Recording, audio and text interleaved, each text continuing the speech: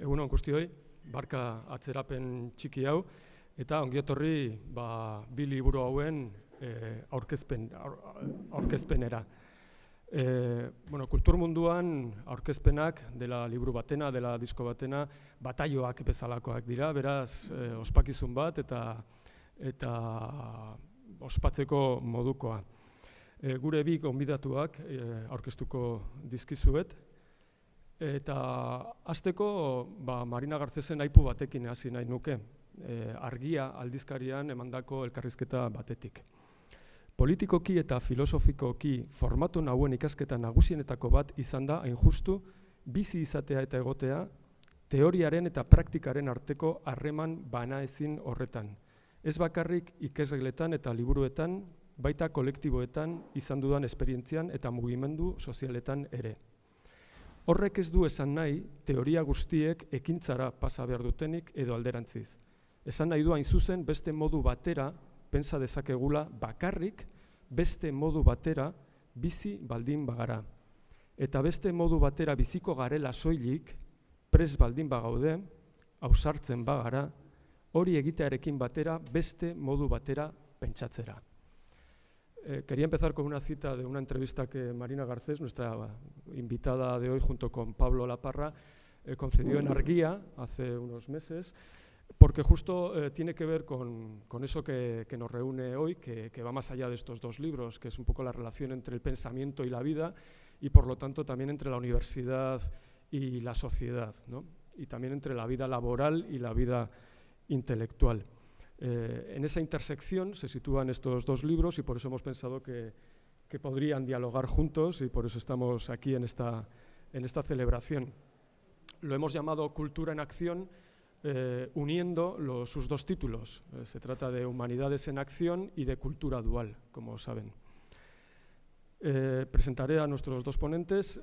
Vamos a ser breves porque creemos que lo más importante, y de hecho muchos de vosotros habéis participado en uno de los libros al menos, así que a partir de 40-45 minutos pues empezaremos, tenemos un micrófono para hablar entre todas y todos. Hace un momento estábamos contando el número de universidades que sumábamos entre los tres y salían unas cuantas. Marina Garcés viene de la Universitat de Barcelona, donde pues, ha sido licenciada y doctora en filosofía, pero en este momento es profesora en la Universitat Oberta de Cataluña y tras una estancia larga en la Universidad de Zaragoza. Pero este mismo año ha estado en la City University of New York. Eso ya propició que ayer empezáramos a hablar de universidades y ciudades, universidades presenciales y universidades no presenciales. Y por otra parte, Marina es especialmente conocida por una serie de libros, comenzando con su tesis doctoral en las prisiones de lo posible, si no me equivoco, pero después Un mundo común, El compromís, Filosofía inacabada, Fuera de clase, Nueva ilustración radical, Humanidad sin transición y el último, Ciutat princesa. Por otra parte, Marina es conocida como integrante de actividades como Espai en Blanc, que trascienden, digamos, lo académico, que entran, digamos, en lo cultural y en lo vital, y yo creo que esa también es una de las razones por la que estamos especialmente contentos de que esté aquí, ¿no? Espai en Blanc, si recuerdan, es un colectivo que tiene como lema hacer de nuevo apasionante el pensamiento, ¿no? Y eso creo que nos debería interesar también aquí. Para presentar a Pablo Laparra, que va a ser el encargado luego de guiar la sesión, me traigo dos citas de su casa. Él viene de la Elias Querejeta Cinema Escola y ahí supongo que gracias a Carlos Mugiro en la página web, si entráis, hay dos citas que me parecen especialmente importantes, y dado que he empezado con una cita de Marina, quería traer otra de la escuela, en este caso de Jorge Oteiza, que habla de: seguimos concibiendo la educación como plan técnico de oficios, en estrechos recintos de un saber particular o de una forma particular de ganar materialmente la vida.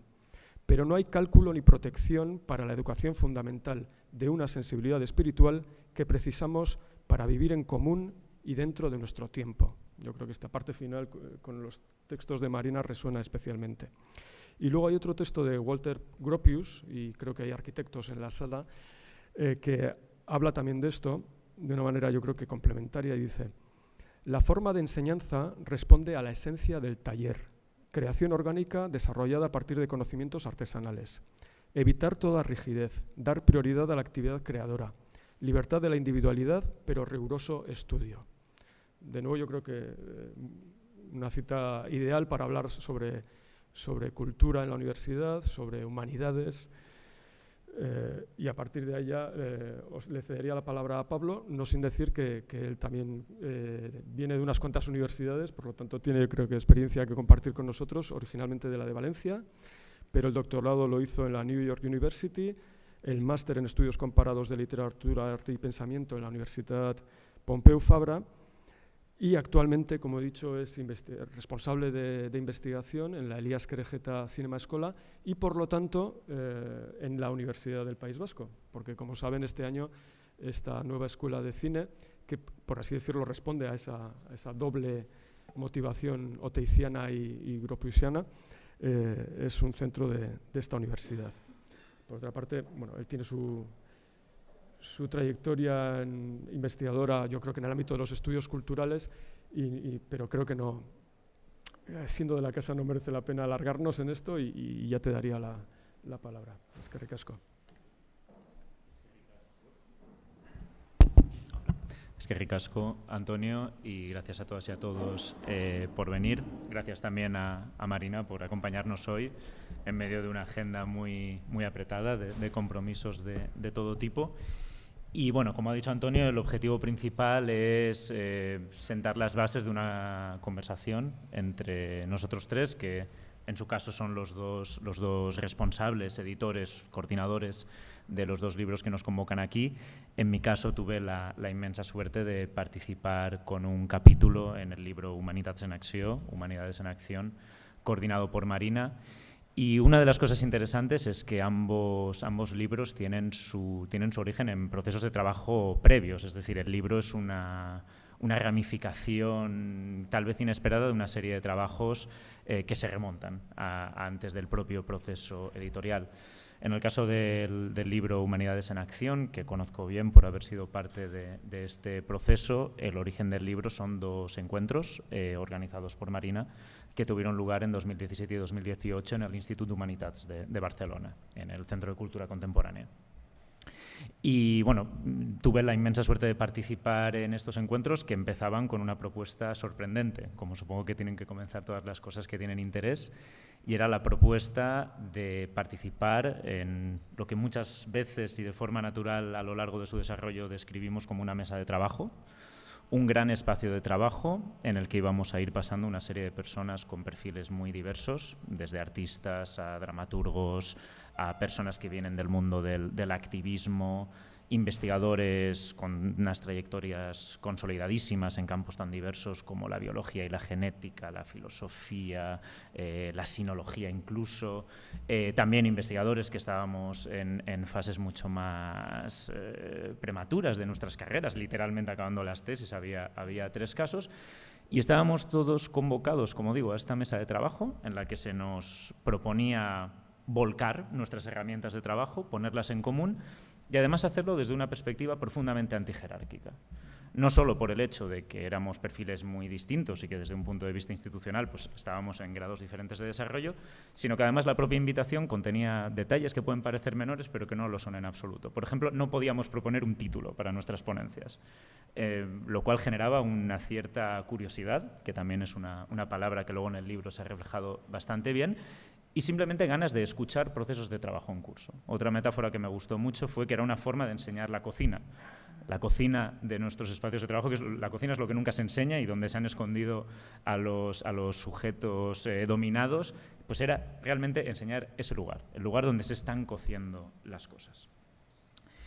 Una primera conclusión que se podía sacar de este planteamiento y que el propio desarrollo práctico confirmó es que de lo que se trataba ahí, al hablar de humanidades en acción, no era de reforzar esta idea heredada y un poco osificada y pesada de las humanidades en la idea de letras versus ciencias, sino que lo que se buscaba era crear algo que Marina a veces ha conceptualizado como una alianza de saberes. Es decir, resituar la pregunta por las humanidades, no en el debate manido de esas disciplinas envejecidas, fuera de moda, que no son rentables, sino redefinir el sentido de las humanidades convocando diferentes saberes. En este sentido, cuando Antonio nos propuso generar este diálogo y pudimos conocer su trabajo, el libro excelente Cultura Dual, la primera cosa que nos llamó la atención es la afinidad extraordinaria de ambos proyectos. Es decir, si la convocatoria de Marina nos convocaba fuera de los muros de la universidad, por decirlo de esta manera, para pensar cómo nuestros saberes se relacionaban, lo que ha intentado Antonio en este libro es, desde dentro de los muros de la universidad, también buscar estos diálogos con el exterior. Y hacerlo también con una pluralidad de saberes y de destrezas. En su libro desfilan antropólogos, sociólogos, historiadores, gente que está trabajando en ciencias de la salud también. Es decir, de nuevo, una pluralidad de voces que comparten unas preguntas en común. Entonces, por aterrizar toda esta introducción, yo creo que una primera pregunta interesante es ¿por qué es interesante replantearnos esta redefinición de las humanidades? ¿Y por qué es interesante hacerlo sin incurrir en el enésimo canto a la interdisciplinariedad, que es una palabra manida, utilizada una y mil veces en la retórica universitaria, pero con una aplicación más bien pobre, por ser generoso en la realidad institucional del día a día de la universidad? ¿Por qué es importante repensar las humanidades desde este punto de vista? ¿Y qué retos están en juego?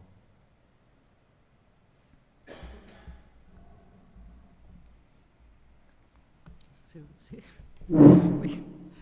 Hola, buenos días y bueno, estoy encantada de estar aquí con todas vosotros, vosotras y todos los que componemos. Ahora me decían, esta sala es nuestro espai en blanc, nuestro espacio en blanco, es decir, precisamente esta práctica de la grieta, de la intersticie, de lo que se abre para que se llene de lo que no está previsto, ¿no? Y muchos de los encuentros que sostienen la presentación de hoy están hechos también de muchos encuentros inesperados, de imprevistos. Algunas de las personas que estáis aquí sentadas nos hemos conocido en circunstancias azarosas y luego hemos ido componiendo, ¿no?, mundos, alianzas y contagios, que es de lo que va todo esto. Y en el caso de Antonio en concreto, y por lo tanto también tiene algo de cocina detrás de lo que parecen productos muy planificados como son los libros. Nos conocimos sin que yo llegara a saberlo hasta más tarde, el día que yo estaba dando la conferencia que daba inicio, que era como el tiro de salida de lo que acabó siendo pues esta aula oberta y después todo el proyecto en conjunto de Humanidades en Acción. Yo di la primera charla, era como abrir juego, planteé una serie de hipótesis, unas indicaciones, ¿no?, una especie casi de premisas a partir de las cuales empezar a elaborar este proceso de trabajo compartido que os contaba ahora Pablo.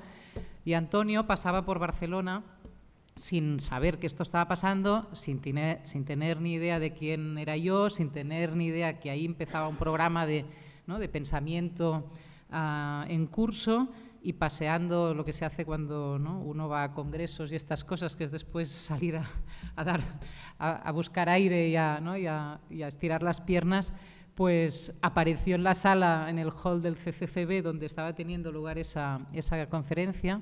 Se dio cuenta de que entendía perfectamente el catalán sin saberlo, se quedó a escuchar la conferencia y por lo tanto entró en el juego que se estaba abriendo ahí esa tarde, esa noche, y que nos ha llevado hasta aquí. También el azar ha querido que termináramos estos procesos sin proyectarlo pues en un tiempo similar, y que ahora estos diálogos se puedan encontrar hoy en esta charla y en sucesivas ideas y intercambios que tenemos en mente.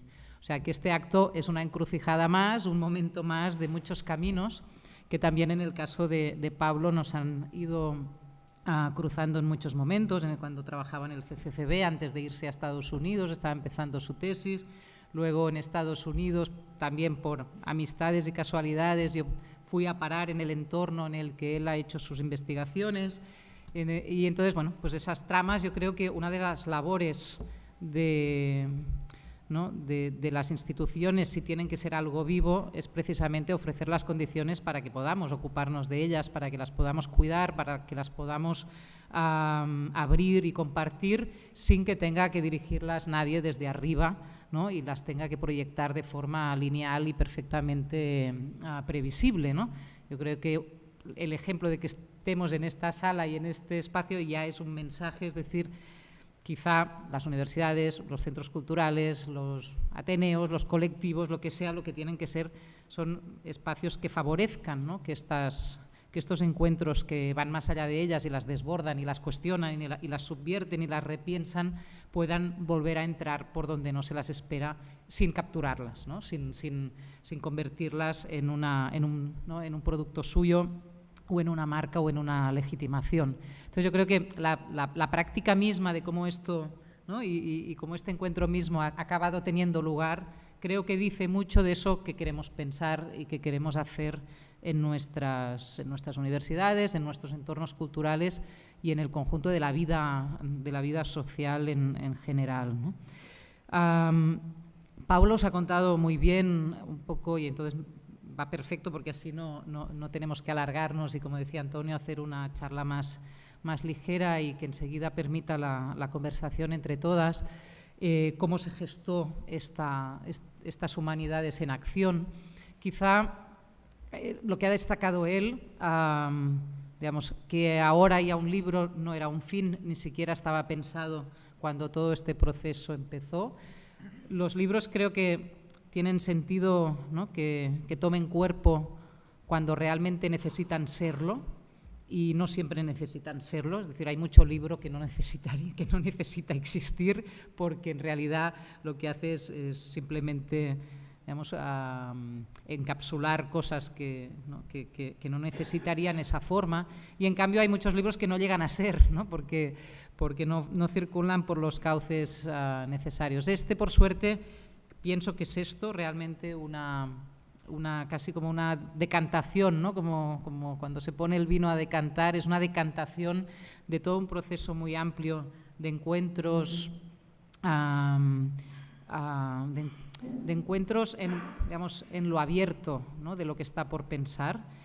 A mí me encargaron, en concreto, que en el marco del 30 aniversario del Institut d'Humanitats, que forma parte de todo el conglomerado que es el CCCB de Barcelona, les ayudara un poco a emitir algún tipo de mensaje, de propuesta, de idea en el marco de su 30 aniversario. Claro, vivimos en tiempos que la actualidad hace que 30 años sean muchos años, ¿no? Y que parezca como que, ¿no?, una institución que hace 30 años que de forma continua e ininterrumpida ofrece cursos de humanidades fuera de la universidad, pero de máximo rigor y exigencia intelectual, pues realmente es un acto de resistencia y de vitalidad importante. Pero también en esos 30 años la percepción de qué son y qué pueden ser las humanidades obviamente ha cambiado mucho. Y hay cierta tentación por parte de muchos humanistas y de gente de letras y de gente que circula en este tipo de disciplinas en los últimos años a la nostalgia, al lamento, al no nos quieren, al nos atacan, nos degradan, nos desprecian, no hay recursos, y desde ahí caer, digamos, en lo que yo pienso que es lo más perdedor, ¿no?, que se puede hacer en cualquier cuestión, que es caer en una lógica solamente a la defensiva, ¿no?, preservacionista. Salvemos las humanidades, defendamos a las humanidades, el defender y el salvar, ¿no? Sabemos que la salvación es una lógica, ¿no?, religiosa. En el fondo es salir de este mundo, salir de lo incierto, cuando uno ya está salvado, ¿no? Los niños cuando juegan y dicen casa y tocan la pared, se acabó, es el momento en el que se acaba el juego, ¿no? Y la estructura religiosa de la salvación también es esa, ¿no? Y siempre implica relaciones de poder en el fondo, ¿no? Una casa, un muro, un dios, un cielo, lo que sea. Y la defensa, defender, es otra, ¿no? otro infinitivo que nos sitúa pues, en el terreno de la ofensiva y la defensiva, de los muros. Ayer estábamos en Caxilda hablando de estados de excepción, ¿no? De esos espacios políticos que se construyen desde el poder de preservar su inmunidad, de preservar su integridad. Pues bueno, yo pienso que no queremos ni humanidades que nos salven, ni humanidades digamos, que pongan a resguardo su inmunidad o su integridad, sino todo lo contrario, a exponernos a través de aquello que somos capaces de presentar, de compartir, de elaborar y de no saber también, ¿no? Entonces, la invitación a abrir esta aula oberta, que fue mi respuesta a la invitación del Instituto de Humanitats, fue esta: vamos a abrir un aula donde en vez de ¿no? de alzar un canto a lo que se está perdiendo, a lo que queremos salvar, o a hacer modelos increíbles de lo que queremos ser, vamos a compartir eso que estamos haciendo, eso que estamos buscando, eso que gente que está por ahí y que de la que sabemos o no sabemos nos puede contar. Vamos a contarnos lo que ya está pasando, aquellos compromisos, desafíos, anhelos, dudas, retos, pero también obstáculos, límites, tentativas fallidas, que no se habla nunca de esta parte, ¿no? De nuestros, porque tenemos que vender muy bien nuestros proyectos y nuestros éxitos. Pues no, también hay muchas cosas que no nos salen bien, pero no porque sepamos más o menos, sino porque también ese es el mapa real de nuestra, ¿no? De nuestra cartografía institucional, mental, cultural, etcétera. Entonces, dejar ese espacio, ¿no? Que vengan y cuenten, ¿no? Pasen y vean. Yo hacía la broma, es un pasen y vean, ¿no? Pero un pasen y vean desde ahí, desde esa honestidad de compartir la palabra ahí donde no se defiende a sí misma y donde no pretende salvarse. Era un poco esta idea. Y eso es poner las humanidades en acción, ¿no? Eso es poner. Yo empecé esa primera conferencia en la que Antonio apareció. Hablaba de las humanidades en transición, ¿no? Esa idea de, bueno, hay unos cursos, ¿no? de como unas corrientes, unos nervios, unas actividades, unos lenguajes, unas prácticas que están en curso, que están pasando, que estén fuera o dentro de la academia, que estén fuera o dentro de los espacios de legitimación, nos va a importar muy poco. Que sean definibles en términos disciplinarios, aún nos va a importar menos. ¿Qué nos va a importar?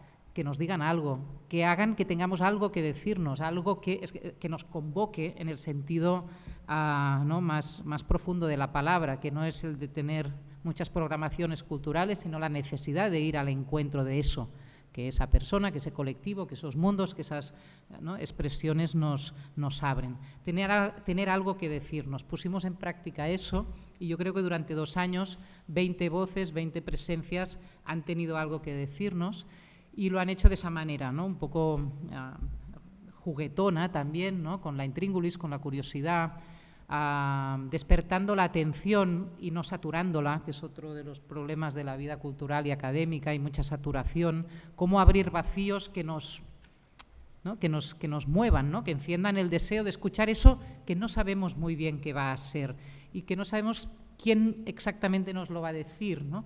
Y si transitamos, y eso son las humanidades en transición, por esos umbrales, dejaremos atrás las cartografías de lo conocido.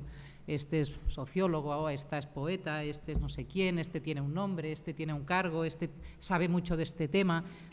Borrar eso, ¿no? Indistinguir eso, permitió, creo, que apareciera otro tipo de palabra, otro tipo de presencia y otro tipo de relaciones. Y esto ha sido un poco la experiencia de Humanidades en Acción. Entonces, esta pregunta que nos hacía creo que ya nos deja en otro terreno y pienso que tiene mucho que ver por las cosas que hemos ido hablando así las pocas veces que nos hemos visto y la última además estaba yo radicalmente afónica, me acuerdo, no pudimos ni siquiera hablar con Antonio, ¿no? Esa búsqueda de un lugar no previsto para las...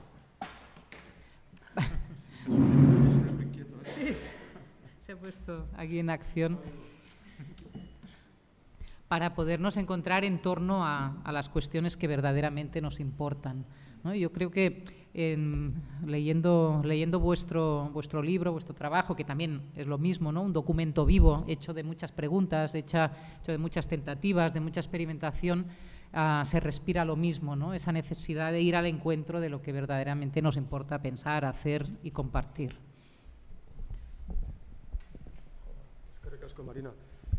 Para empezar, porque hayas dicho vuestro libro, porque me estaba poniendo nervioso cuando Pablo dijo tu libro, Antonio, porque igual soy la persona que menos ha contribuido a Cultura Dual. Como ha dicho Marina, es un espacio en el que hemos, gente que teníamos inquietudes que adivinábamos similares, pero que apenas nos conocíamos, pues dijimos, vamos a poner algunas cosas en común. Has mencionado el dentro-fuera de la universidad, ¿no? Y de hecho en esta sala en la que nos encontramos, que se llama Sala Chillardegui, en honor a alguien que de hecho recibió más reconocimiento fuera de la universidad que dentro de ella, este es no solo nuestro Espai en Blanc, sino nuestro lugar de interacción universidad-sociedad, porque como veis estas obras de arte no las han hecho académicos, sino gente que viene de fuera. Y curiosamente, pues hace 2 años abrimos la sala, por así decirlo, para que tuviera contenido expositivo de manera continua, y gracias al equipo técnico del campus, se ha convertido en un punto de encuentro entre el fuera y el dentro de la universidad, con todas las incomodidades y todos los problemas que genera eso, ¿no? Porque no estamos acostumbrados a eso.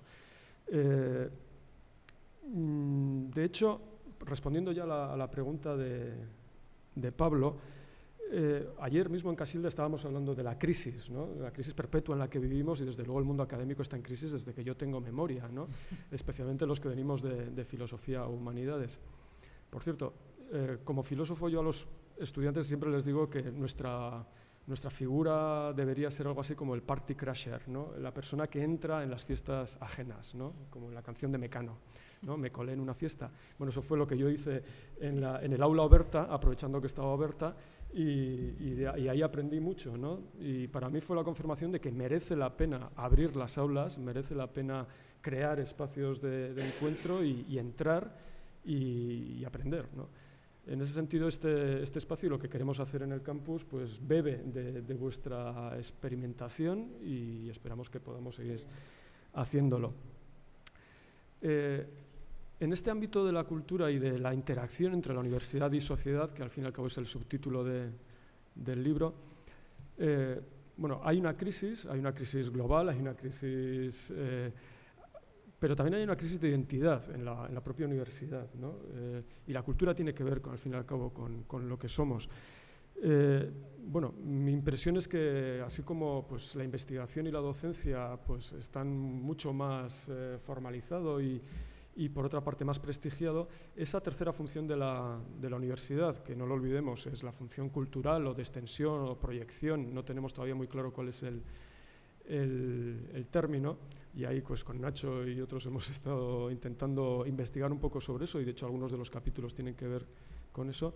Pues no sabemos muy bien en qué consiste esa función que va más allá de las aulas y que va más allá del paper, ¿no? de la investigación.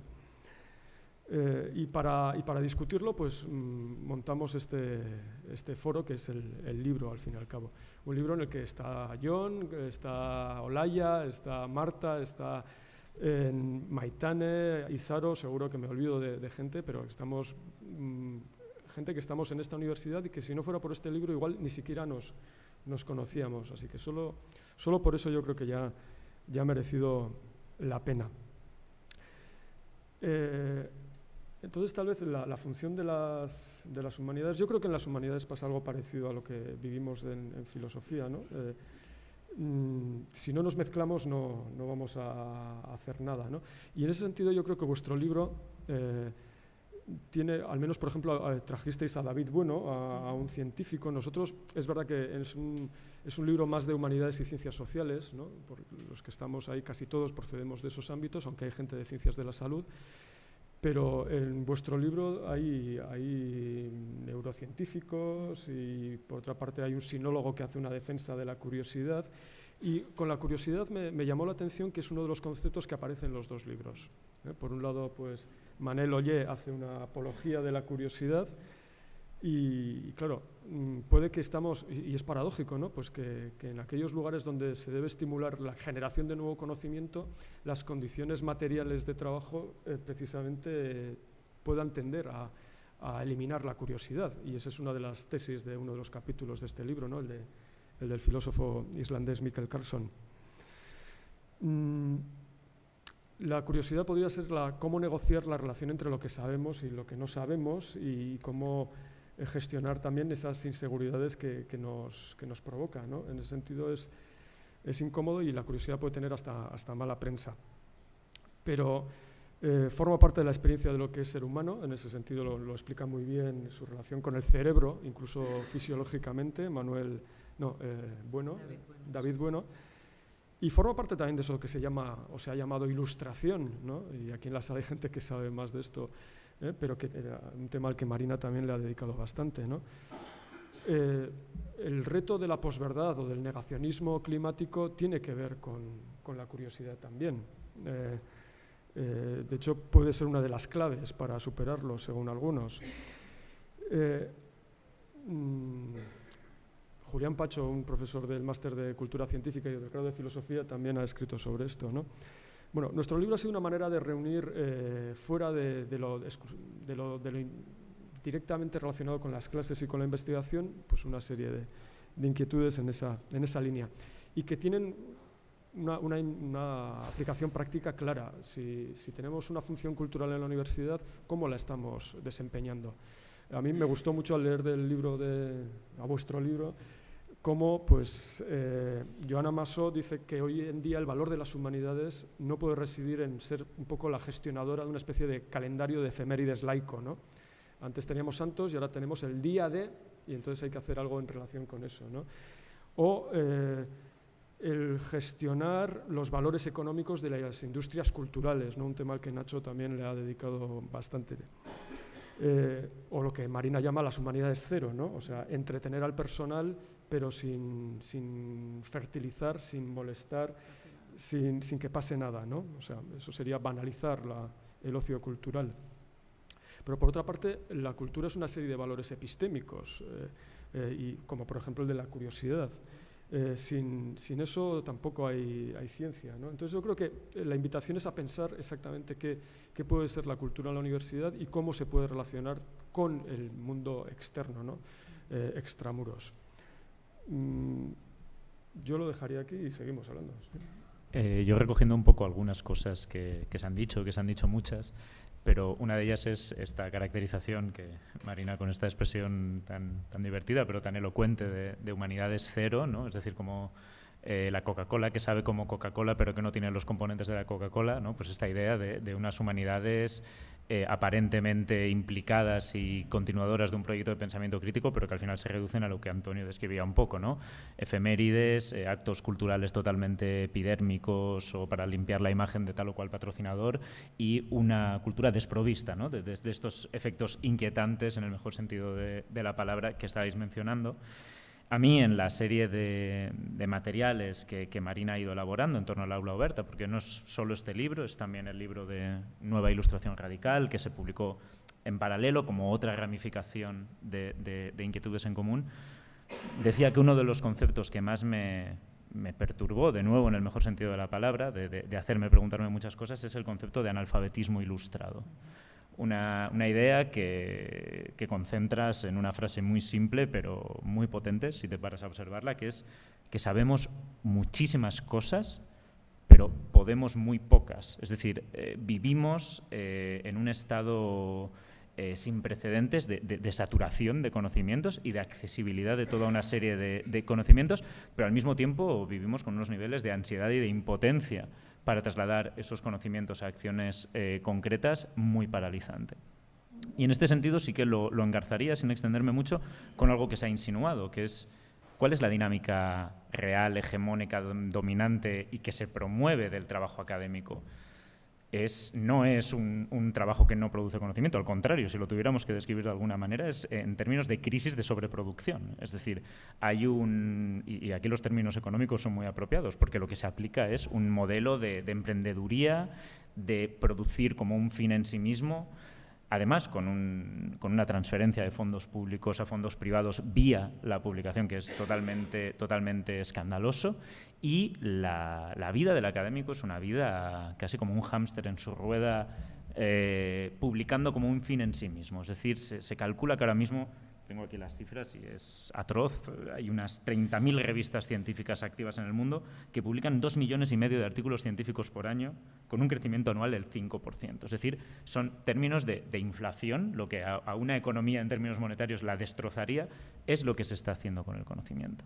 Sin embargo, ¿cuál es la conexión de todo ese conocimiento producido como un fin en sí mismo con la realidad vivida, los retos mayúsculos a los que nos enfrentamos? ¿Cómo podemos romper esa paradoja del saber mucho, producir muchísimo conocimiento y al mismo tiempo sentirnos desarmados ante los retos que nos afectan directamente ya? Sí, yo creo que acabas de plantear una de las cuestiones claves que hacen de la universidad, como decías tú antes, también un espacio de crisis. No solo es una crisis de legitimación, de representación o presupuestaria, ¿no? Después de la crisis de 2008, todo este tipo de cuestiones, sino de qué se viene a hacer aquí, para qué, con qué sentido. La pregunta por el sentido, que también es la más básica y la más obviada, ¿no? Y es la que guiaba toda la actividad del aula Oberta, es qué sentido tiene lo que haces, ven y cuéntalo, ¿no? Pero no qué sabes, porque todos sabemos muchas cosas y somos más listos que nadie, ¿no? Y estamos como eso, realmente no solo la universidad sobreproduce, sino que nosotros estamos sobreestimulados también, ¿no? En términos de información continua, de acceso a conocimientos, hay una generación incluso sobretitulada, ¿no? Tienen títulos para todo, ya viene la siguiente fase, nadie se los mira, ¿no? Entonces, claro, todo eso va generando esa situación, pero lo dramático de eso es que neutraliza la pregunta por el sentido y el valor, que es la que, por ejemplo, pone Joana Massó en su artículo, en su aportación al aula Oberta, ¿no? ¿Qué valor tiene todo esto que hacemos y que no se resume en ningún índice, en ninguna cifra, y que al revés, todos estos índices y estas cifras lo que hacen es que no hagamos la verdadera pregunta por el sentido de lo que hacemos? Por eso yo antes decía lo del tener algo que decirnos, ¿no? Si tú dices, bueno, sí, he publicado tal artículo, tal, bueno, ¿y qué me vienes a decir, ¿no? ¿Qué me vienes a contar? Ese ven y cuéntalo, ¿no? Los espacios del saber son eso, son un ven y cuéntalo, ¿no? Viene el profesor, los profesores, los investigadores y tienen cosas que contar, igual que los estudiantes, los participantes o las audiencias o lo que sea tienen cosas que contar. Y eso quiere decir que también no sabemos juntos muchas cosas. Y esas son, para mí, las más importantes a la hora de encontrarnos, de hacer del aprendizaje realmente un entorno de encuentro, ¿no? Si no hay encuentro, hay intercambio, que es a lo que conduce la lógica productivista, y ahora ya ni siquiera intercambio. Nos contaban el otro día en un seminario en la Universitat Oberta, junto a cifras de este tipo, que el 90% de los artículos académicos de humanidades en el mundo no los lee nadie, no tienen ni una sola lectura. Claro, dices, es que ya no es que sea el desencuentro en el sentido de no entendernos, es que es el no encuentro, o sea, es la esterilización, ¿no? Y es una forma más de muerte, ¿no? Pero de muerte esclava, es decir, sigue escribiendo para que no te lea nadie. Entonces, no es el lector bohemio incomprendido, no hay orejas para mi voz, en plan nietzscheano, no, es que es esa productividad de conocimiento muerto. Entonces yo creo que nuestra responsabilidad es no solo criticar eso, porque también sabemos mucho de criticar, ¿no? Y como decía en estas propuestas, sabemos muy bien cómo analizar la relación entre saber y poder, y ahora si tuviéramos más tiempo podríamos analizar muy bien qué función y qué efectos y qué consecuencias ha tenido todo este dispositivo productivista en la universidad, también en términos ideológicos, políticos, éticos, humanos, laborales, etcétera. No es lo que vamos a hacer hoy, pero bueno, tampoco nos podríamos dedicar a analizar todo esto muy bien y quedar igualmente impotentes en el sentido del analfabetismo ilustrado, es decir, incluso podemos analizar muy bien cómo nos esclavizan y seguimos en la impotencia de salir de ahí. Yo creo que la pregunta hoy y la pregunta que para mí reanima, ¿no? Vuelve a dar alma a las humanidades, o a lo que podemos llamar humanidades ya no como disciplinas, sino como actividades que cruzan todos los ámbitos del saber, es la pregunta por la relación entre saber y emancipación.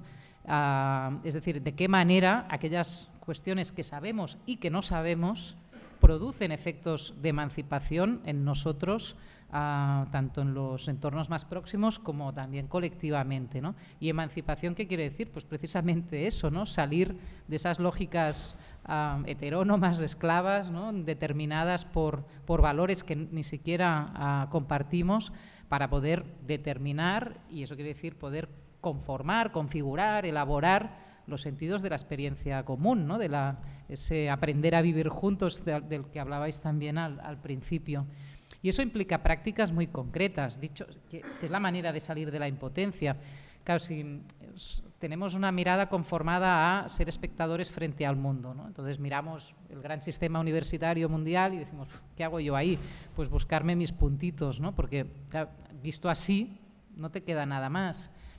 Pero hay un montón de prácticas, de saberes, de conocimientos que sabemos hacer muy bien, desde creernos las clases que damos, aunque no nos las valoren en los currículums. Esto se puede hacer porque seguimos dando clase y nos podemos creer ese espacio como un verdadero espacio, ¿no? de transformación, como abrir espacios como este, como salir y entrar continuamente, ¿no? De las lógicas también de la representación, de la jerarquía, del estatus, ¿no? de todo este tipo de... Y todo eso genera efectos muy importantes. Yo creo que es eso, ¿no? ¿Cómo alegrarse? Pues alegrándose, pues cómo se sale de ahí haciéndolo, ¿no? Y haciéndolo al nivel que se hacen las cosas, que siempre son concretas, ¿no? Y yo creo que estamos ahí, ¿no? Que estamos ahí y entonces, para volver al inicio de tu pregunta, es cambiar digamos, si históricamente la modernidad había hecho del acceso al conocimiento la gran batalla de la emancipación, porque de lo que se trataba era de romper o de acabar con el monopolio de unas determinadas clases o estamentos sociales e instituciones respecto al conocimiento. Los monasterios tenían las bibliotecas, los aristócratas tenían los museos, las obras de arte, los jardines, etcétera. Y hay una lucha por abrir los muros de las casas señoriales, de los monasterios, de los palacios, etcétera, etcétera. Era físicamente y concretamente la batalla por el acceso, ¿no? La escuela pública, ¿no? Todo ese tipo de batallas de la modernidad. Ahora, de algún modo, esos muros, en concreto, esos, digamos, han sido abiertos. Tenemos bibliotecas, tenemos escuelas, tenemos redes, tenemos muchas puertas, tenemos parques, tenemos jardines botánicos, tenemos todo ese tipo de cuestiones. Lo que necesitamos son contextos, es decir, contextos de relación con esos múltiples datos, conocimientos y contenidos. Y eso es lo que creo que politiza en ese sentido fundamental del sentido de la política nuestra relación con el conocimiento y hace de él, pues eso, ¿no? una herramienta de emancipación. Por eso el trabajo, ¿no? La insistencia en esta sala o la insistencia en un aula o la insistencia, creo que el trabajo en y con los contextos que hacen que determinadas preguntas, determinados saberes y determinados no saberes nos transformen y nos den autonomía, ¿no? Y capacidad de acción y de relación en este mundo, tiene que ver mucho con esto, ¿no? Y quizás lo que estáis haciendo también desde Cultura aquí, intentar como no solo programar más o menos o más a gusto de nuestros gustos, sino generar contextos que no estaban, ¿no? Y relacionarse con los contextos que tampoco tenían relación con lo que pasa aquí. Creo que ese trabajo es muy importante. Y no es metodológico, aunque implica mucha metodología en el sentido de cómo hacer las cosas, es político en sí mismo, y es cognoscitivo y es emancipador. Has dicho politizar y también polinizar, que es una expresión que utiliza Fernando Broncano en el nuestro, tomándola de Marx, creo. Programar, la verdad es que con Nacho y con el equipo de Cultura llevamos 2 años discutiendo el tema de la programación y no sé, creo que si hemos llegado a algo es que más que programar nos interesa programar a través de las relaciones que establezcamos con el entorno, por un lado interno del propio campus, con nuestra propia comunidad y con los sabores que en ella se encuentran. Esta universidad en eso es muy rica. Somos 3 campus, 3 idiomas y todas las áreas, lo cual garantiza el jaleo, pero también que tenemos todos los recursos necesarios para ese programa emancipador que menciona. Y no plantearnos la cultura en términos de productividad, que como para eso ya, que sería tal vez tomar lo peor de lo que está ocurriendo en investigación, por ejemplo, como ha dicho Pablo, sino más bien en claves de transformación o de emancipación, como ha dicho Marina. Al hablar de transformación, bueno, seguro que aquí pues Maitane o Maggie en el libro participan como integrantes de Universitate Críticos Area, que son justo una federación de ONGs en las que hay mucha gente de la universidad, por como es lógico, ¿no? Porque la universidad, especialmente una universidad pública generalista como la nuestra, está en todas partes. Pero que precisamente estáis preocupadas, y espero que lo hablemos ahora, sobre lo que estamos haciendo como universidad en ese aspecto, que se supone que es importante, ¿no? La capacidad de la universidad pública para ser motor de transformación. ¿Por qué no se habla de transferencia en cultural? Y sí, y mucho en lo tecnológico, ¿no? Otra de las preguntas que hemos trabajado con Nacho. Bueno, yo creo que las claves están en la mesa y yo no voy a decir más, ¿no? La crisis, yo creo que los datos que ha dado Pablo son claros, no es de números, o sea, nunca ha habido tantas publicaciones, nunca ha habido tantos estudiantes, como este es un dato que recogemos en el libro. En 15 años el sistema universitario global ha pasado de 100 millones de estudiantes a más de 200. En solo 15 años se ha duplicado el número de estudiantes. Esto es increíble.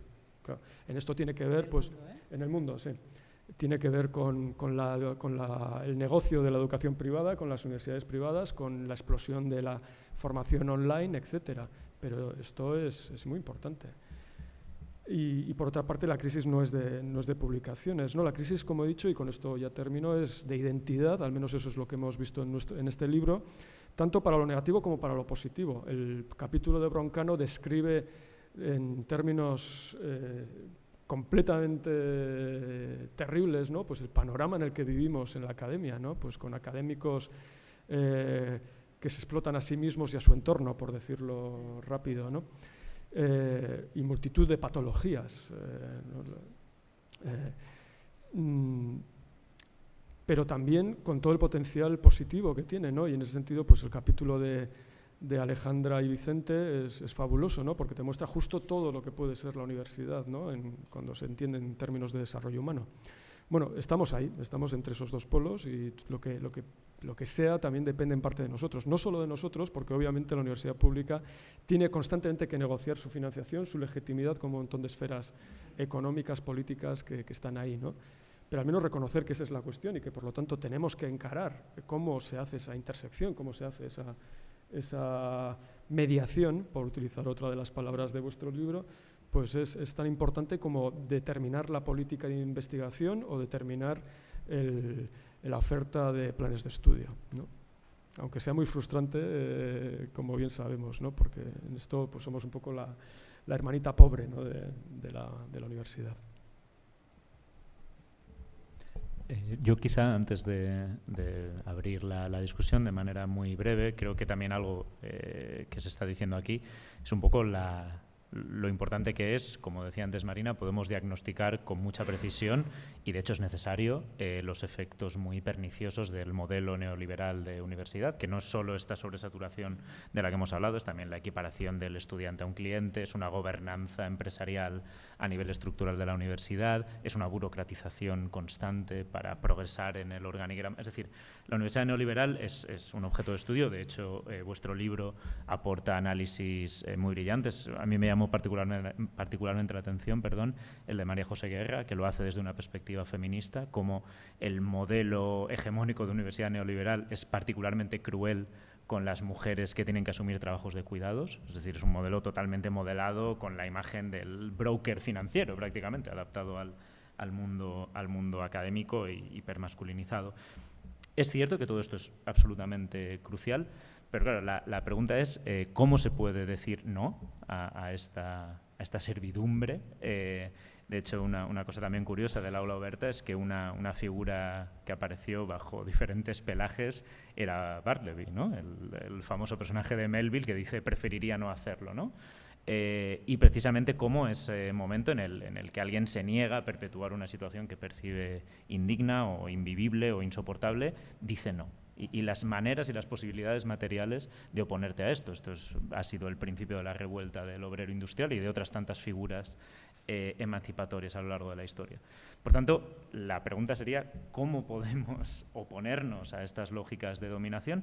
Y creo que hay un principio muy claro en este sentido, que la universidad pública es un espacio irrenunciable, es decir, que a pesar de identificar todos estos problemas, no se puede renunciar a librar esa batalla dentro de la universidad, pero también estamos hablando todo el rato de este entrar y salir, que es también una idea muy sugerente y que tú recuperas en Ciutat Princesa citando a Joaquim Jordà, al añorado Joaquim Jordà, que he preguntado en una ocasión sobre, bueno, cómo has podido sobrevivir tantísimos años sin venderte, sin prostituirte a ideas ajenas a tu conciencia y aún así seguir influyendo en la realidad, ¿cómo has podido hacerlo? Y su respuesta es entrando y saliendo, teniendo esta capacidad de dribbling, casi por decirlo en términos futbolísticos, de entrar y salir. Entonces, quizás sí que lo dejaría como cómo podemos entrar y salir sin renunciar a seguir apostando por una universidad pública, pero también teniendo esta capacidad de movimiento entre el interior y el exterior.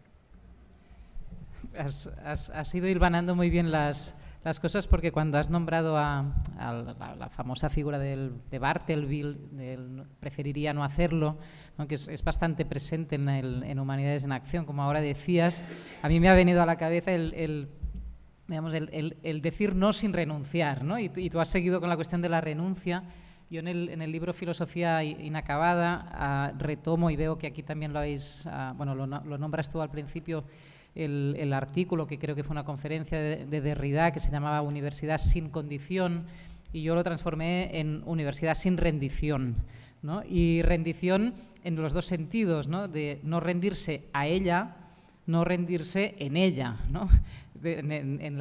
Con las dos preposiciones, y además una universidad, digamos, a la que no rendir cuentas en términos de su código de valor, que es todo que ahora estabas planteando. Quien le hizo la pregunta que yo retomo en Ciutat Princesa a Joaquim Jordà fue Ixia Rozas, que está aquí sentada cuando lo invitaron a Bilbao en las jornadas Periferiac. Yo vine con él, un invierno tremendo, hacía un frío, nevaba sobre la ría y estuvimos ahí conversando con él. Y ese entrar y salir yo creo que es una buena, digamos, pragmática, ¿no? Porque eso no tiene fórmula. Es decir, entrar y salir quiere decir que no sabes por dónde vas a entrar y ni sabes por dónde vas a salir, ¿no? Si no, sería simplemente un on-off, conectar, desconectar, que eso ya, digamos, nuestro capitalismo neuronal ya empieza a ser un poco así, ¿no? Conectas hasta que puedes y desconectas cuando no puedes más, o enfermas, también la cuestión de las patologías, te rehacen, te recomponen, te medican, te mandan a hacer mindfulness y te reconectas, ¿no? Y entonces, claro, ese es una mala versión del entrar y salir, que es el de la conexión-desconexión, para seguir en lo mismo y para volver por el mismo sitio. Yo creo que entrar y salir es una actividad transformadora y en ese sentido emancipadora, en la medida que tiene que inventar sus puertas y sus ventanas cada vez, ¿no? Entro por aquí, salgo por allá, y eso va redefiniendo precisamente estos muros de entrada y salida única, que antes eran, digamos, lineales, ahora son multiconectados. Antes entrabas en la universidad para siempre, se utilizaba esa expresión, ¿no? Mi hijo ha entrado en la universidad.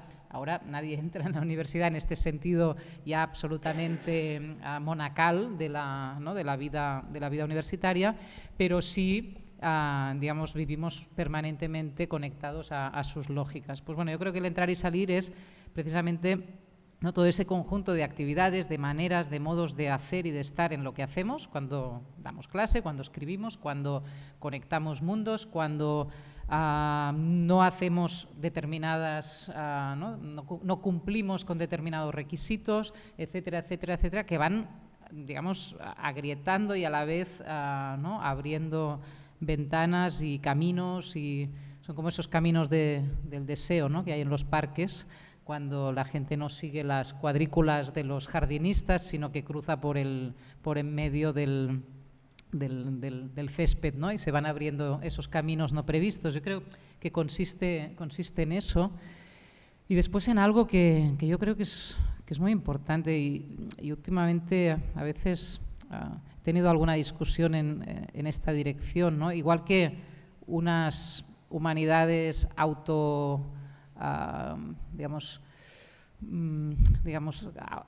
que se compadecen de sí mismas o se lamentan de sí mismas, al final lo que están es cantando su propia derrota y realizándola.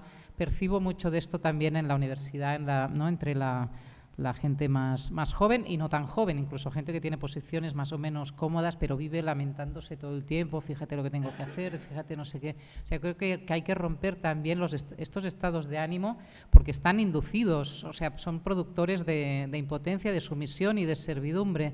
Entonces, bueno, estamos aquí porque queremos, digamos, ¿no? Hay muchas otras realidades laborales, económicas y tal, que no tienen este margen y nosotras lo tenemos. Y entonces, si queremos estar aquí, no es para adaptarnos, es para, ¿no? Para hacer, ¿no? Para poner el cuerpo aquí con todo ese deseo, ¿no?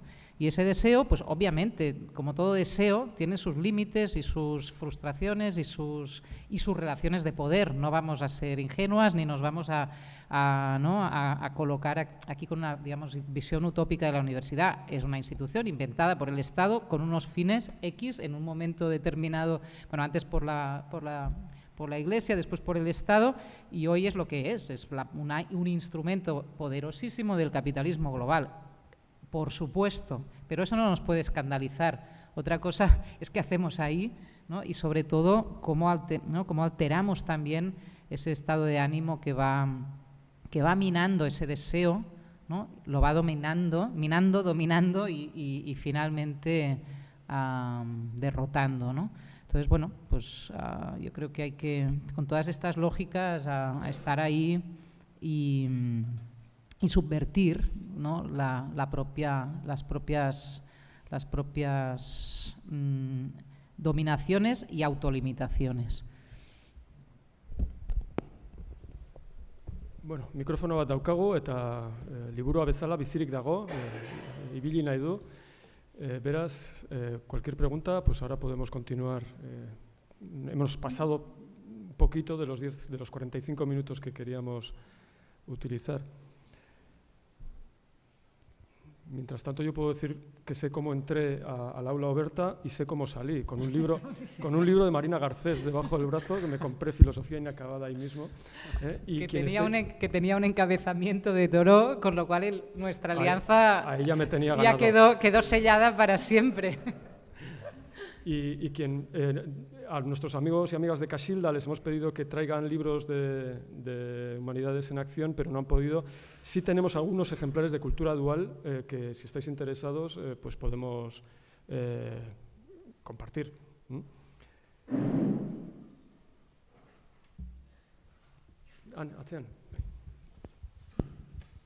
Hola, ¿qué tal? Gracias por esta mesa y por la presentación del libro.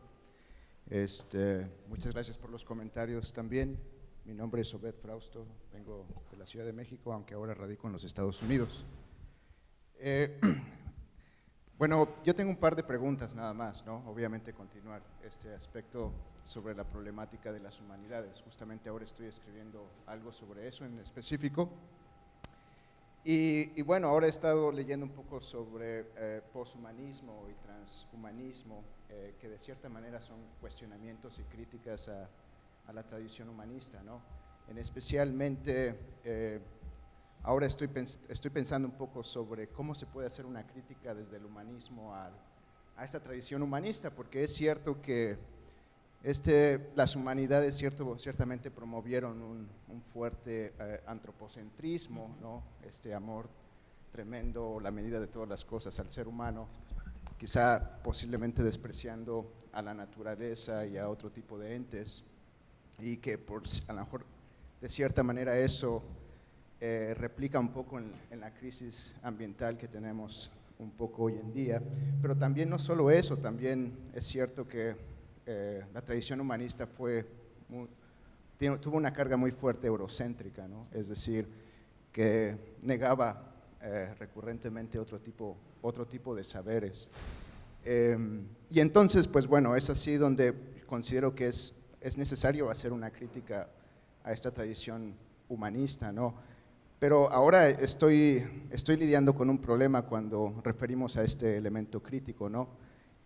Porque ahí es lo que yo quería preguntarles un poco, más o menos, ¿qué sería una crítica para ustedes? ¿Sería otra vez en esta vertiente de la tradición como autorreflexiva, que tenga elementos de ese dualismo en términos de teoría práctica o del deber ser con lo que es? O tendríamos que apelar a otro nuevo criterio, otro nuevo aspecto de la crítica, ¿no?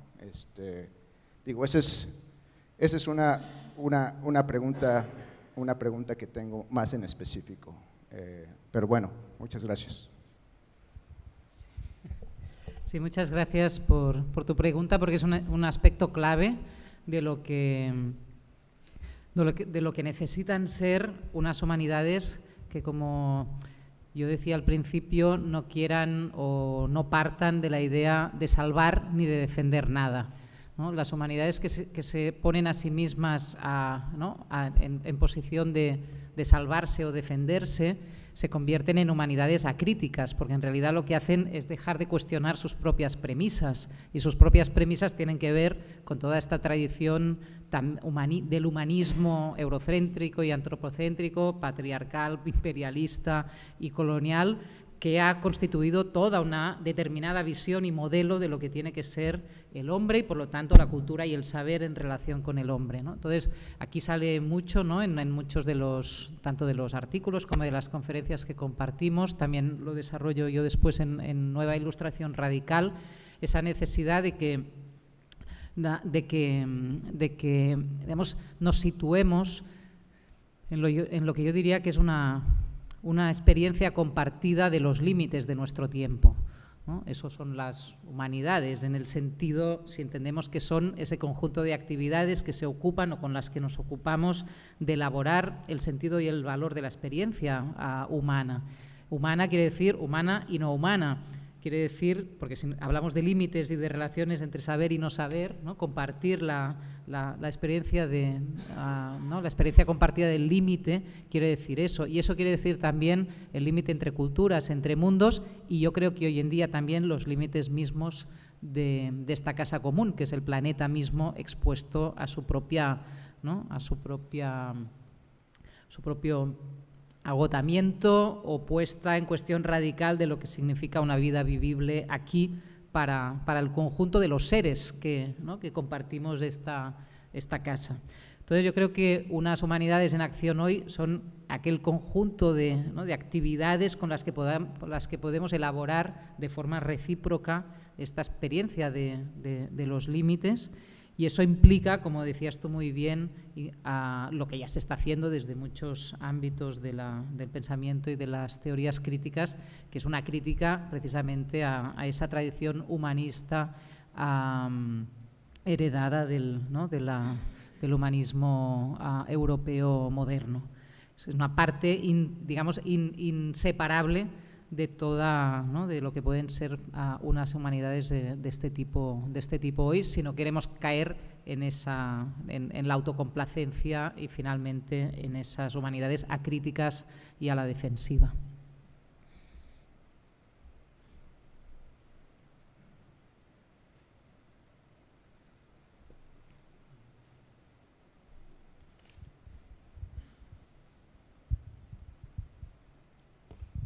Bueno, kaixo, ni Maitane naiz. Me ha presentado ya Antonio como UKS, Unibertsitate Kritiko Sareaz, y formamos parte, hicimos un capítulo en el libro. Y bueno, Unibertsitate Kritiko Sarea es una red de la que formamos parte estudiantado, profesorado y sobre todo gente que viene de las organizaciones sociales y movimientos sociales, ¿no? Y es un proceso que empieza realmente impulsado desde el tejido asociativo de Guipúzcoa y nos interpela a quienes estamos participando dentro de la universidad en estas cuestiones, ¿no? Participar en el libro creo, Antonio, que fue una suerte para nosotras porque nos permitió también articular un poco el discurso, ¿no? O sea, a veces estábamos haciendo cosas más desde la pasión y desde la inquietud, ¿no? O sea, desde esa necesidad que veíamos, pero quizás no nos habíamos puesto a escribir, ¿no? y a dar forma a todo eso. Y desde luego pues, agradecerte, ¿no? Porque supuso eso para la red. Te escuchaba, Marina, y sentía, no la conozco y ya la quiero. Sí, un poco pensaba, ¿no? Esto que hablabas un poco desde la idea del fatalismo, ¿no? De esto del no podemos y la sensación de estamos solas, ¿no? Yo creo que hay una vivencia compartida de tengo estas preocupaciones, pero la universidad en realidad estamos en otra. No estamos tan solas, ¿no? O sea, esa idea creo que es fatalista y también responde a unos intereses desmovilizadores. Te agradecía mucho lo de la emancipación y pensaba un poco, bueno, conectando el cómo, ¿no? O sea, cómo lo que hacemos es realmente emancipatorio o no. Y no sé, estaba pensando constantemente en la idea del análisis crítico del discurso, ¿no? Porque como en esas prácticas más liberadoras, yo ahora estoy trabajando en el ámbito de la psicología y, por ejemplo, pensaba, ¿no? Y luego lo vinculo también con lo de eso de universidad-sociedad, porque los eufemismos, ¿no? Con los que la empleabilidad, el emprendizaje, ¿no? Todos estos conceptos que estamos trabajando en la psicología del trabajo, por ejemplo, ¿no? Y a quién son funcionales, ¿no? Todos esos conceptos con los que utilizamos y reproducimos y el estudiantado lo recibe y lo sigue reproduciendo casi como una lógica normal, ¿no? Sin preguntarse, bueno, ¿qué es esto del emprendizaje? El emprendizaje es sálvate tú misma, ¿no? Pero Y un poco con lo de la universidad-sociedad también, y vinculándolo a UKS, el otro eufemismo de la sociedad, ¿no? En esta concepción de lo dual, ¿quién está ocupando ese espacio de lo que hablamos como sociedad? Porque en realidad hace poco la universidad organizó una actividad universidad-sociedad y era todo el mundo empresarial el que estaba participando en ese evento, con lo cual nos están robando también el espacio de lo que tradicionalmente se ha conocido o hemos entendido como sociedad. Están ocupándolo otros y no otros cualquiera, ¿no? Entonces, bueno, y esto también tiene que ver con el eufemismo y esto también tiene que ver con la necesidad de hacer un análisis crítico del discurso, ¿no? De los conceptos que van introduciéndose permanentemente en el discurso académico y que seguimos reproduciendo en esta lógica de no tengo tiempo y no tengo tiempo ni siquiera para revisar lo que estoy contando en clase. Y si no lo cuestiono yo, mucho menos lo van a cuestionar quienes nos escuchan, ¿no? Entonces, bueno, creo que esa es un poco la apuesta, ¿no? de UKS también, o sea, el volver a llenar de contenido, ¿no? ese concepto de sociedad en relación con la universidad. Y bueno, o sea, una de las cuestiones que estuvimos en Costa Rica el año pasado también ni estamos solas, ni es una cuestión que nos preocupa aquí, ni en Barcelona, ni también en América Latina, nos llevan mucha trayectoria ya por delante, ¿no? de estas inquietudes más emancipadoras o más liberadoras. Bueno, como una cuestión también más concreta, quizás utópica, pero por lo menos caminamos hacia el pensar en otros criterios a través de los cuales definir la calidad, ¿no? y la excelencia y quiénes forman parte. O sea, estabais hablando y cuando escuchamos lo de los artículos es que te asustas, ¿no? ¿Para qué invierto yo los sábados y los domingos? Para que nadie lea nada, ¿no?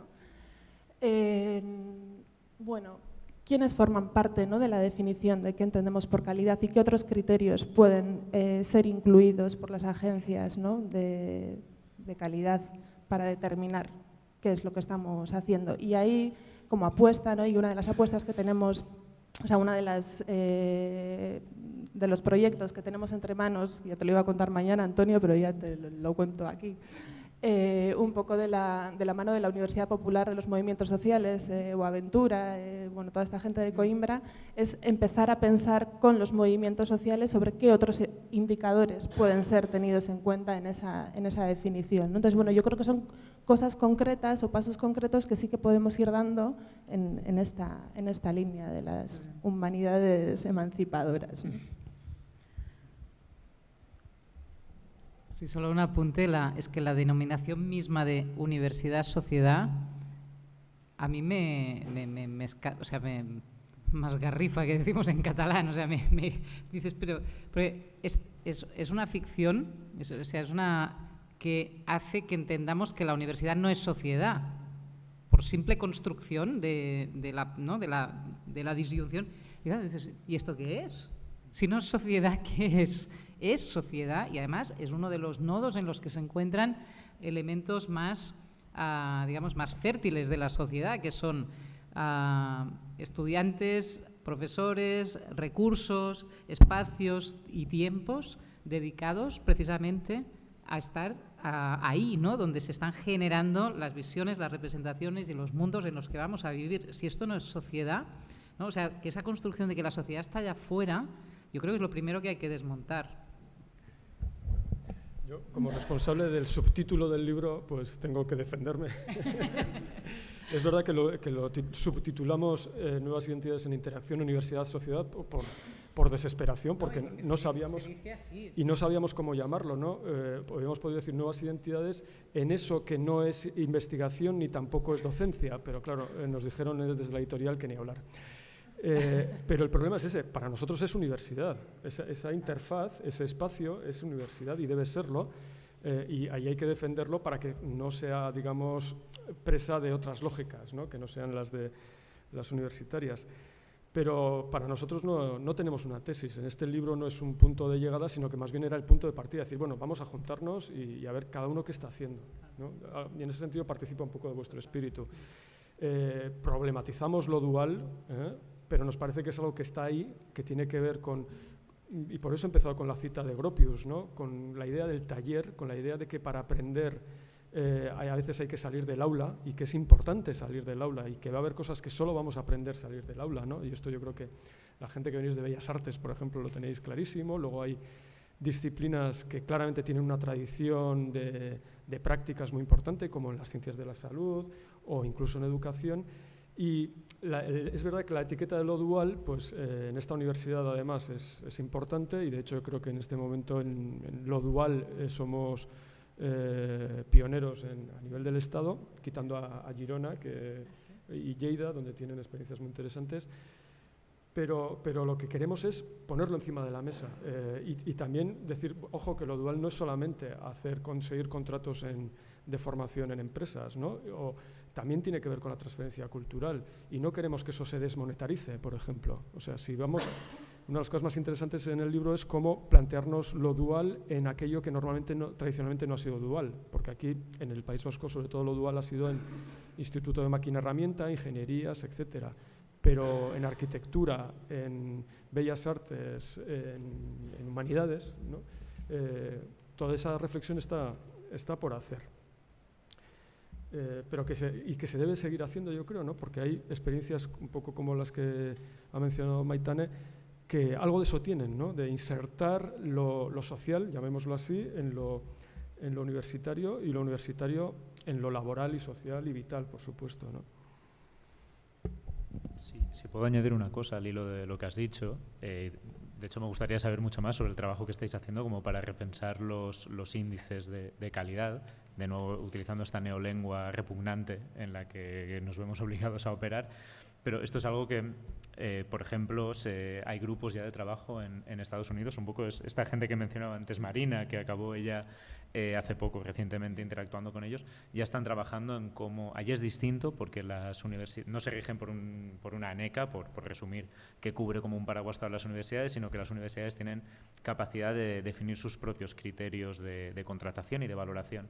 Entonces, ya hay grupos de trabajo desde abajo de gente que está problematizando qué sucede si una persona tiene un dependiente a cargo, cómo repercute esto en tu capacidad de publicar o no publicar, asumir una carga docente u otra, cabeza y es un trabajo absolutamente crucial y que apunta al corazón de las condiciones materiales del trabajo académico. Y por engarzar con otra cosa, y no sé hasta qué punto es una noticia que ha circulado por aquí, pero a mí me alegró muchísimo saberla y también define una línea de acción muy concreta, y es que en febrero el Sistema de Universidades de California, que es una red de universidades públicas, es realmente el sistema más equiparable al modelo de universidad que tenemos aquí, si miramos el mundo anglosajón. Son varias universidades, Santa Bárbara, Los Ángeles, Berkeley, que forman parte de un sistema público, son universidades públicas. Y gracias a un trabajo de base, de iniciativa de los estudiantes y de los investigadores que ocupan los rangos más bajos, entablaron una negociación con el Elsevier. El Elsevier es un gigante de la publicación académica con sede en Holanda, el más grande de todo este mercado súper lucrativo, y el sistema de universidades, ya digo, por presión desde abajo, le exigió al Elsevier eliminar las barreras de pago en las publicaciones y que todos los artículos que publicaran investigadores adscritos al sistema universitario de California, lo cual no es poca broma, que todos esos artículos por sistema estuvieran en acceso libre. El Elsevier se negó y la Universidad de California ha activado un boicot activo para no colaborar, rescindir todos sus contratos con esta empresa. Mi pregunta es ¿por qué el sistema público de universidades en el Estado español no actúa de esta manera? De hecho, la tendencia por parte de la ANECA es la contraria, es plegarse a estos objetivos de valoración definidos por multinacionales oscurísimas por ser amable con ellas. Pero ahí yo pienso que hay una batalla muy concreta, muy específica y que apunta al corazón de muchos de los problemas que estamos tocando. Y si queréis os podemos poner en contacto con el grupo de Estados Unidos, que es gente majísima además.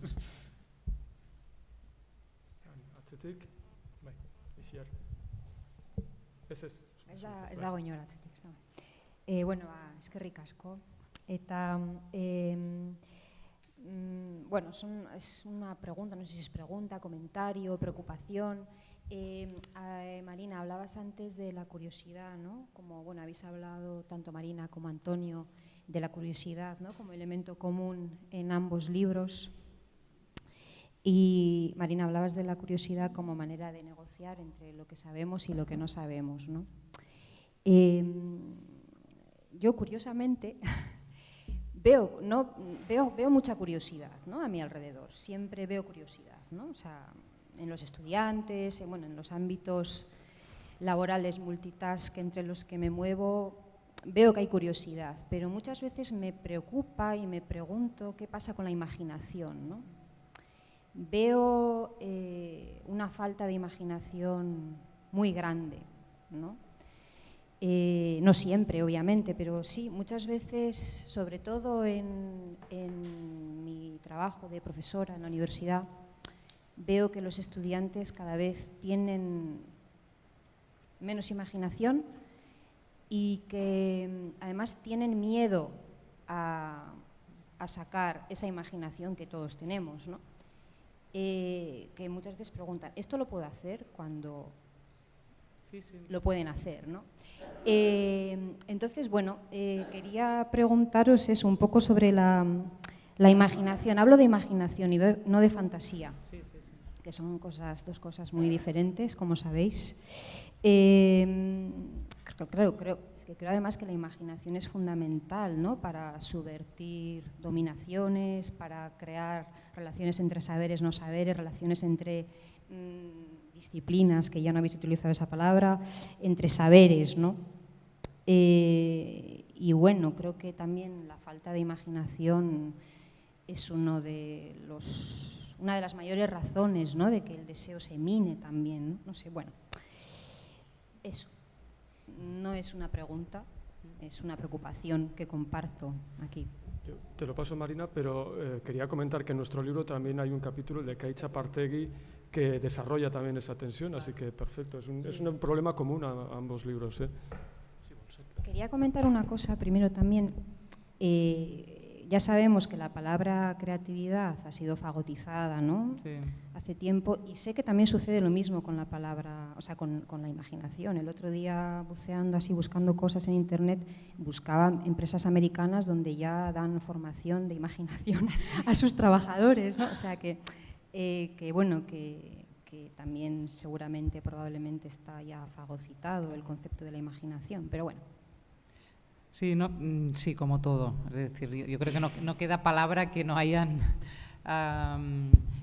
estandarizado y mercantilizado en algún sentido, pero la gracia que tienen las palabras es que tienen mucha capacidad de entrar y salir de nuevo de los circuitos de su captura, entonces les podemos ir insuflando nuevas vidas de muchas maneras. Yo creo que es una cuestión clave. Yo también siento esto que dices, no solo los estudiantes, en la vida en general hay muy poca imaginación de muchos tipos, ¿no? A la hora de amar, de vivir, de hacer, de los colectivos activistas en todas partes, y tiene que ver con un estado, con un estado de nuestro tiempo, ¿no? Que es esa cancelación de los futuros imaginables, de los futuros compartidos imaginables, porque futuros privados, no sé si visteis el otro día la presentación de Zuckerberg bajo el eslogan The future is private, que estaba hablando de privacidad, pero obviamente no hay nada inocente en cada uno de estos eslóganes, ¿no? The future is private. Entonces hay futuros privados imaginables, pero hay muy pocos futuros compartidos imaginables, ¿no? Entonces toda acción queda un poco encerrada en esa, o en la adaptabilidad permanente, ¿no? Saberse adaptar, lo puedo hacer, ¿no? Esa obediencia adaptativa que en educación se da mucho, que no es la obediencia disciplinar, digamos, anterior, sino que es, ¿no? Vamos jugando, pero el límite siempre está ahí. Y entonces yo creo que sí que es una cuestión clave. Y, por ejemplo, en el programa de estudios independientes del MACBA, Museo de Arte Contemporáneo de Barcelona, con el que colaboro, ha sido un poco cuando intentamos buscar no tiene dirección única en estos momentos el PEI, no hay un director o directora, es un claustro, digamos, colaborativo, cosa que lo hace interesante, pero también más indescifrable.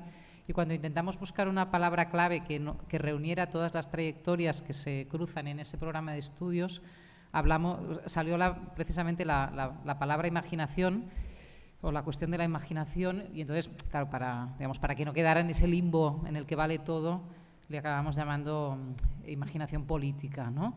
Política en este sentido no institucional y cerrado de la palabra. Yo ahora estoy preparando un máster nuevo que va a empezar en octubre para la UOC, que se va a llamar es un máster oficial, máster de filosofía para los retos contemporáneos.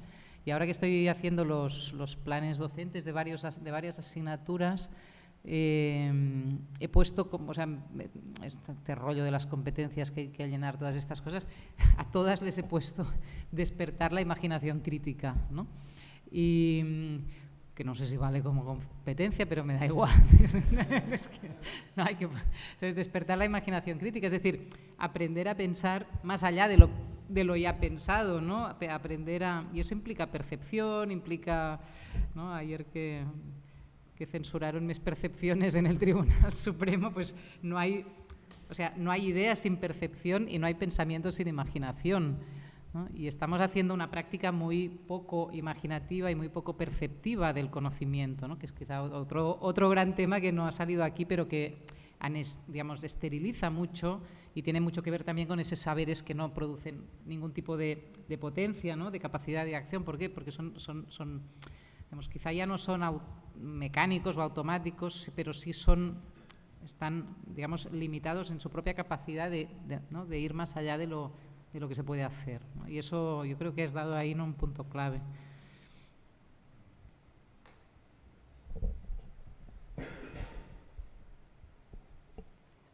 ¿Alguna pregunta más? Yo, si no la hay, os invito a que continuemos, pero ya haciendo mías las palabras de Marina en otro de sus libros, lejos de la posición idealista que puede separar con qué alimenta el estómago de aquello con lo que alimenta el espíritu, pues que unamos espíritu y estómago y nos tomemos algo mientras seguimos alimentándonos y bueno, y también muchísimas gracias por venir en circunstancias, como has mencionado, francamente complicadas, y también a ti, Pablo, por ligar estos dos libros que ya son un poco de todos. Eskerrik asko eta jarraituko dugu.